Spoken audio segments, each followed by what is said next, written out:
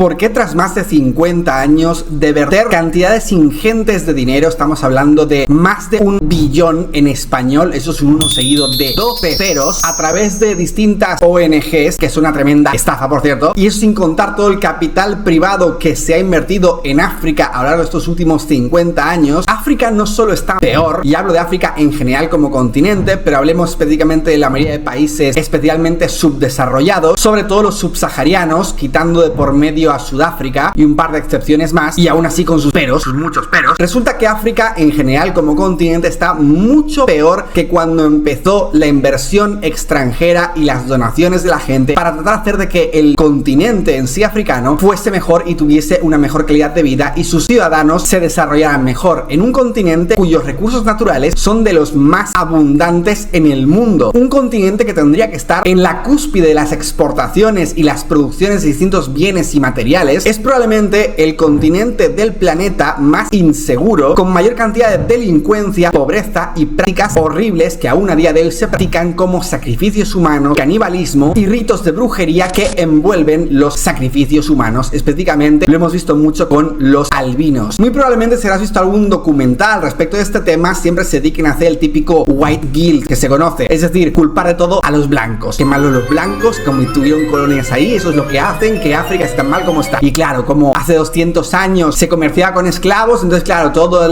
el continente está sometido por culpa de los malditos blancos. Y esto déjame decirte que no solo es mentira y asquerosamente estúpido, sino que encima tenemos ejemplos prácticos. Países como Alemania, que hace menos de un siglo estaba en la ruina, destrozado por la Segunda Guerra Mundial, o incluso el propio Japón, el único país del mundo donde le han caído 2 bombas atómicas y a día de hoy es potencia mundial. Las razones de por qué África en general como continente está como está no te la cuentan otras personas porque tienen miedo a ser políticamente incorrectas, y yo aquí te lo voy a contar y te voy a ser sincero con las razones que muy posiblemente son el porqué de que África esté a día de hoy como está. Por supuesto hay algunas excepciones. Cuando hablamos de África hablamos sobre todo de los países subdesarrollados, especialmente subsaharianos. Recordad que este vídeo no es para tirar hate en ningún momento a nadie por razones raciales, está basado meramente en estadísticas y en la historia. Y antes de comenzar, si es la primera vez que estás aquí, hola, me llamo Dala y me dedico a hacer un montón de vídeos de distintos temas desde un punto de vista crítico y no quedándome en lo que la mayoría dice o lo que se ve en redes sociales. Así que si te gusta informarte y eres una persona inteligente, este es tu canal. Si eres tonto y te gusta la tontería de siempre, esa razón es por la que no estás suscrito. Antes de comenzar, te voy a decirte que tengo varios libros publicados totalmente gratis en mi aplicación de Rixit, disponible para Android y para iOS. Te recomiendo muchísimo echarle un vistazo. También puedes publicar tú tus propios libros y monetizarlo desde el día 1. Sí, puedes ganar dinero con tus libros, cosa que no puedes hacer en ningún sitio más. Y puedes leer miles de libros gratis en la aplicación de Rixit. Te recomiendo mucho descargarla, donde también puedes ver fragmentos como si fueran TikToks de fragmentos de libros. Y así, comencemos con el vídeo de hoy.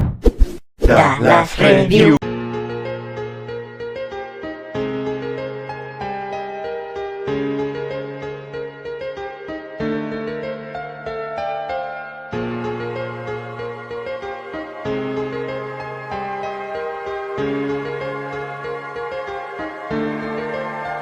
La primera gran pregunta que muchos de vosotros no sabréis responder: ¿por qué exactamente Europa, que es un continente muchísimo más frío, árido y con menos recursos en general, es uno de los lugares más ricos del mundo y más seguros del mundo? Mientras que África, con muchos más recursos naturales, mejor clima en general y potencial, es uno de los continentes más inseguros y pobres del mundo, por no decir el que más. A fin de cuentas, todos los humanos, o la mayoría de los Homo sapiens, salen específicamente del continente africano, para que luego los distintos homínidos en sus distintos procesos evolutivos fueron migrando hacia el exterior, pero el consenso científico es que el ser humano se originó en África. Pues en este vídeo lo vas a entender y vamos a responder a ello. Aproximadamente esta campaña de donar un montón de dinero a África comenzó hace unos 50 años más o menos. Tan solo en formato de ONGs y distintas estafas se han donado más de 1 billón, un 1 con 12 ceros detrás, de dólares al continente africano en general. Esto es más que el PIB de España, por ejemplo. Los estudios al respecto de esto son algo complicados, porque a estas basuras organizaciones les interesaba cuanto más exagerar lo posible la situación de África, mejor. De hecho, consiguió una campaña de marketing tan brutalmente efectiva que lo que más pensamos a día de hoy cuando pensamos en África es al típico niño etíope con la barriga hinchada, que en realidad no es porque haya comido mucho, sino esto es una enfermedad precisamente causada por la malnutrición. Pero no todo empezó por una forma en la que estafara a la gente con estas campañas de marketing ridículas. Y sí, las ONGs son una tremenda estafa y no hacen absolutamente nada. La mayoría de ONGs dedican más de la mitad de su dinero recaudado a continuar continuar en más campañas de marketing. ¿Y por qué hacen esto? Porque su objetivo no es ayudar, su objetivo es publicitarse lo máximo posible para luego asignarse sueldos absolutamente disparatados a los CEOs de las distintas organizaciones ONG que hay. Tengo varios vídeos en el canal hablando de estos temas y te los quiero ver más en profundidad, pero el resumen es que las ONG son un completo y absoluto fraude. El intentarte hacer sentir mal y con culpa de que si no das tu dinero, un niño etíope se va a morir mañana. Cosa que no solo es mentira, sino que además, aunque eso sucediera, tampoco es que fuera culpa tuya. Y por supuesto, tu dinero no va a cambiar absolutamente nada. Quítatelo de la cabeza ya. Pero los datos que sí que sabemos es que aproximadamente en los años 50, el europeo de media tenía un poder adquisitivo unos 5 veces más grande que el africano promedio. A día de hoy esa brecha se ha multiplicado por 100. No tanto, pero casi. Algunos estudios calculan que más de la mitad de los africanos viven con $5 cada día. Y aproximadamente más de 600 millones de personas no tienen acceso siquiera a la electricidad. Pero ¿cuál es la razón de esto y por qué exactamente surgió toda esta idea de empezar a dar un montón de dinero a África? ¿Para qué y con qué propósito? El origen bueno, claro, no el origen de las ONGs, que son un tremendo fraude. Después de la Segunda Guerra Mundial, la mayor parte de Europa terminó en la más absoluta y profunda miseria. Estamos hablando de ciudades enteras destruidas a los cimientos. Berlín, por ejemplo, no solo terminó destruida, sino además dividida en dos por el famoso muro de Berlín, y gran parte de Francia también terminó hecha cenizas. Y fue precisamente en 1947 cuando Estados Unidos anunció el famoso Plan Marshall, un plan que entre el año 48 y el 52 inyectaron más de 13.000 millones de dólares en Europa, unos 200.000 ajustados a la inflación de hoy. Por supuesto, esto no es por lo que